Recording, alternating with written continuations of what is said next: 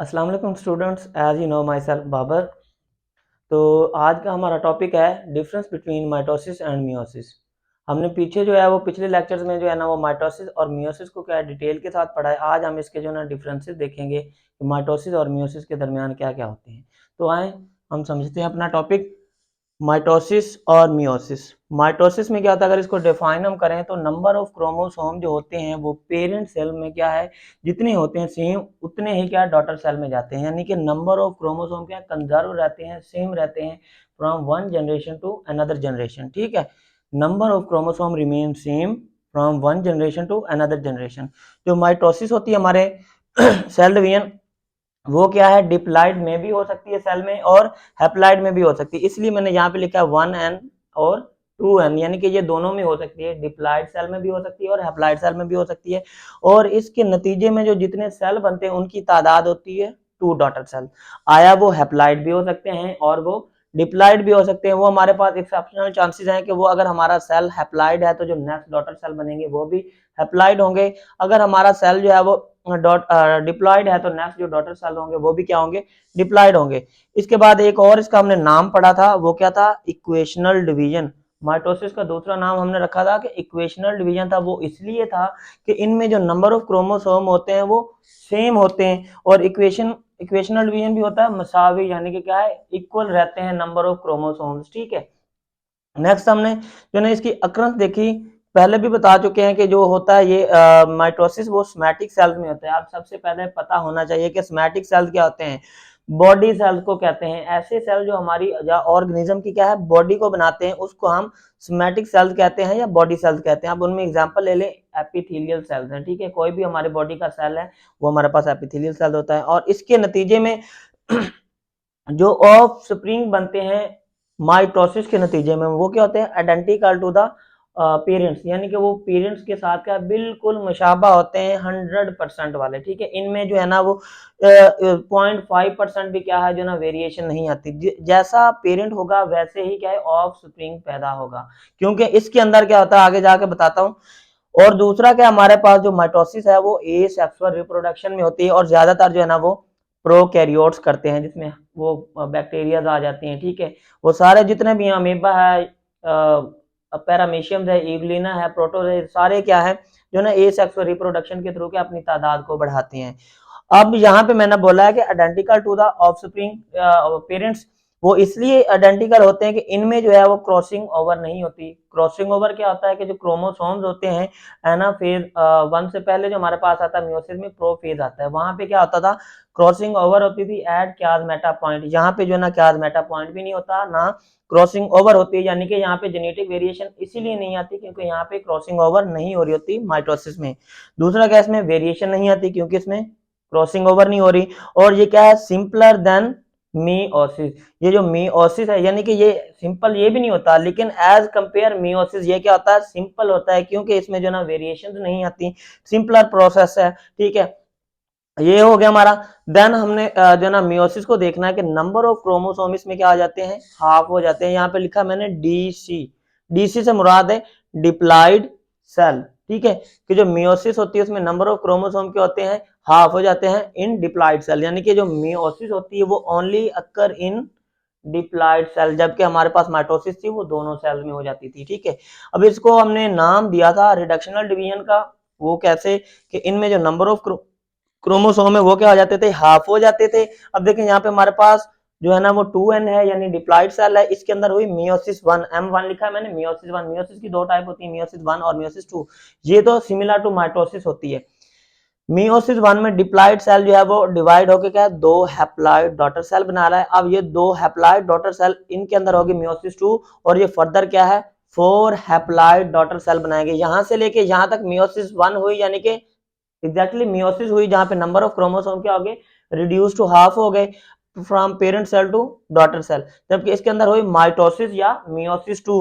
तो यहाँ पे जो नंबर ऑफ क्रोमोसोम है वो कंजर्व रहे, सेम रहे, यहाँ पे भी हैप्लॉइड है, यहाँ पे भी, यहाँ पे भी, यहाँ पे भी। टोटली हमारे पास 1 2 3 4 कितने बने 4 हैप्लॉइड डॉटर सेल बनते हैं इसके नतीजे में। माइटोसिस के नतीजे में 2 हैप्लॉइड डॉटर या डिप्लॉइड डॉटर सेल बन सकते हैं, जबकि इसमें क्या है 4 बनेंगे बट हैप्लॉइड्स बनेंगे।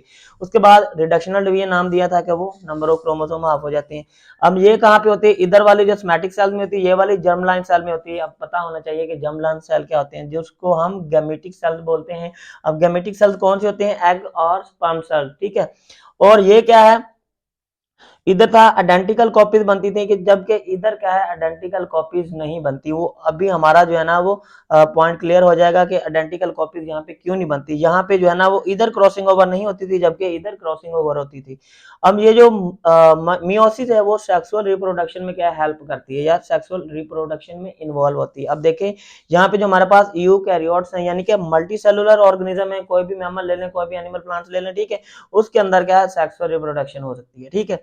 Then no identical copies are formed, ठीक है, वो इसलिए नहीं बनती कि यहाँ पे क्या हो रही होती है क्रॉसिंग ओवर। क्रॉसिंग ओवर क्या होती है कि जो exchange the segment of chromosome between non sister, ठीक है, नॉन सिस्टर क्रोमेटिड्स क्या होते हैं, वो एक्सचेंज करते हैं अपने सेगमेंट्स को, और क्या है क्रॉसिंग ओवर टेक्स प्लेस करवाते हैं, और यहाँ पे वेरिएशन जो होती है वो होती है, यानी कि इसके नतीजे में जो ऑफ स्प्रिंग बनेगा वो ज्यादा एडवांस होगा, ज्यादा डिजीज रेजिस्टेंट होगा, ठीक है, अडाप्टिव होगा टू देयर इन्वायरमेंट, ठीक है। उसमें जो है ना वालिदैन से जो है ना वो कैरेक्टरिस्टिक चेंज होंगे। जेनेटिकली तो वो तकरीबन सेम है, ठीक है, लेकिन उसके फिजिकल यानी फिनोटिपिकली जो उसकी अपीयरेंस होगी वो डिफरेंट होगी अपने वालिदैन से, ठीक है।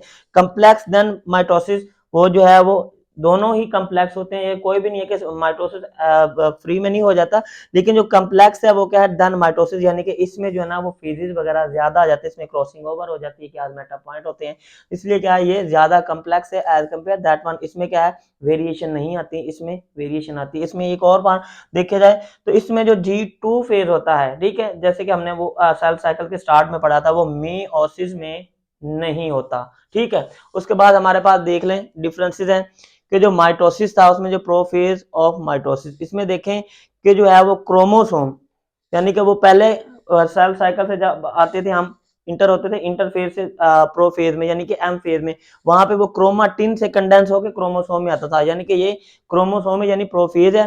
प्रोफेज से जब हम जो है ना वो देखें इसको, तो इसमें जो क्रोमोसोम है वो क्या है अनपेयर की फॉर्म में, पेयर की फॉर्म में नहीं है, जबकि प्रोफेज ऑफ मियोसिस, मियोसिस 1 भी कह सकते हैं या मियोसिस प्रोफेज 1 भी कह सकते हैं, ठीक है। इसमें अब देखें क्रोमोसोम क्या है पेयर की फॉर्म में पाए जाते हैं, जबकि इधर क्या है अनपेयर की फॉर्म में है, जबकि उधर जो मियोसिस में है वो क्या है पेयर की फॉर्म में क्रोमोसोम पाए जा रहे हैं, ठीक है। दूसरा फेज आता था हमने पी मैट के नाम से मैंने आप लोगों को याद करवाया हुआ, P mat, prophase, metaphase, anaphase and telophase. दूसरा फेज आ जाता हमारे पास माइटोसिस का प्रोफेज। अब मेटाफेज, सॉरी, मेटाफेज में क्या होता था कि जो क्रोमोसोम्स हैं वो क्या सेल के इक्वेटर पे मेटाफेज प्लेट पे यानी कि सेल के सेंटर में क्या जाके जो है ना वो अलाई हो जाते थे, अलाइन हो जाते थे। अब यहाँ पे देखें ये क्या है सिंगल सिंगल क्या है अलाइन है, यानी कि सिंगल है अनपेयर की फॉर्म में, ठीक है। एक क्रोमोसोम यहाँ पे लगा हुआ है, एक यहाँ पे, एक यहाँ पे, एक यहाँ पे, यानी कि पेयर की फॉर्म में नहीं है। जबकि मियोसिस का देखें मेटाफेज 1 या मेटाफेज, तो उसमें देखें क्रोमोसोम क्या है पेयर की फॉर्म में पाए जा रहे हैं। अब दूसरा हमारे पास थर्ड वन फेज आता था हमारे पास एनाफेज। एनाफेज में क्या होता था कि जो स्पिंडल फाइबर है, ये जो दागनमा सकते हैं वो क्या है पुलिंग फोर्स अप्लाई करती थी क्रोमोसोम पे, तो उनको क्या है सेग्रीगेट कर देती थी। अब यहाँ पे जो है ना वो पुलिंग फोर्सेस अप्लाई हुई है, क्रोमोसोम जो है वो ब्रेक हो गई और क्रोमाटिन में चले गए। अब यहाँ पे भी देखें अनपेयर की फॉर्म में, पेयर की फॉर्म में कोई भी नहीं है, ये एक है, ये एक है, ये एक है, ठीक है। इधर देखेंगे तो ये वाला क्रोमोसोम इधर आ रहा है, ये वाला इधर आ रहा है, ये वाला इधर आ रहा है, यानी कि ये जो स्पिंडल फाइबर है इनको क्या है पुलिंग फोर्स एक्सर्ट कर रहे हैं और एट द एंड वो क्या है डिफरेंट पोल पे क्या है मूव कर रहे हैं। इधर देखें तो पेयर की फॉर्म में आ रहा है दोनों, ठीक है। अब यहाँ पे जो ना टीलोफेज में साइनेप्सिस हो जाती थी, ठीक है। यहाँ पे अगर माइटोसिस में देखें तो यहाँ पे साइनेप्सिस हो रही है, यानी कि ये जो क्रोमोसोम्स क्रोमाटिन्स हैं ये दोबारा कंडेंस होके इंटरफेज में जा रहे हैं, यानी कि इन्होंने आगे 2 में डिवाइड होना, यानी कि इस तरह, ठीक है। अब ये जब मैच्योर होंगे इनके अंदर भी क्या है इंटरफेज आएगा, इंटरफेज के बाद दोबारा ये माइटोसिस वाला नतीजा चलेगा, ठीक है। वो प्रोसेस होगा तो ये भी आगे फर्दर 2 में हो जाएंगे, ठीक है। फिलहाल माइटोसिस के नतीजे में कितने सेल बन गए 2 बन गए। हमने पढ़ा था कि जो टीलोफेज होता है वो माइटोसिस का reversible to the prophase, prophase में ये सारा कुछ क्या हो रहा होता था यानी कि इस फॉर्म से इस फॉर्म में आ रहा था, ठीक है। जबकि अब दोबारा जो है वो प्रोफेज में यानी क्रोमोसोम थे तो टीलोफेज में क्या है वो क्रोमोसोम से क्रोमाटिन में चले जाते हैं। ये जो मैंने रेड कलर का स्पॉट बनाया यहाँ पे होता है जो है ना वो न्यूक्लियस डिसअपियर हो रहा होता है यहाँ पे, अपीयर हो गया दोबारा। ये हमारे पास सेंट्रियोल्स हैं जिन्होंने क्या है ये स्पिंडल फाइबर आगे जाके बनाने होते ये आ गया। सेम इधर ये एनाफेज के बाद हमारे पास क्या आ गया, इधर साइटोकाइनेसिस होगी, यानी कि यहाँ पे साइटोप्लाज्म की क्या है डिवीजन हो रही है। ये न्यूक्लियोलस है, ये क्या है सेंट्रियोल्स है। ये जब फर्दर दो में इस तरह डिवाइड हो जाएगा एट द एंड, ठीक है, ये भी ऐसे एट द एंड दो पे क्या है जब डिवाइड हो जाएगा तो नेक्स्ट दो में बना देगा, यानी कि एक से ये बनेगा, ठीक है, और एक से ये बन गया। अब ये आगे फर्दर डिवाइड होगा तो यानी कि जब मैच्योर होके क्या है दो ये बना देगा, दो ये बना देगा सेल। अब यहाँ पे साइटोकाइनेसिस होगी मियोसिस में। अब मियोसिस में देखें आगे फर्दर ये वाला सेल क्या है, इसमें मियोसिस 2 होगी, यहाँ से लेके आगे मियोसिस 2 होगी। मियोसिस के नतीजे में जो एक सेल होता है वो कितने सेल बनाता है, दो बनाता है। यहाँ पे क्या है अब एक सेल जो होगा वो फर्दर दो दो बनाएगा, ठीक है। टोटल कितने हमारे पास मियोसिस में हो जाते हैं सेल, 4 सेल हो जाते हैं, जबकि वो क्या होते हैं हैप्लॉइड्स होते हैं, ठीक है। आज का हमारा ये टॉपिक था। नेक्स्ट हम जो है ना वो नेक्स्ट चैप्टर की तरफ मूव करेंगे। दुआ में याद रखिएगा। खुदा हाफिज।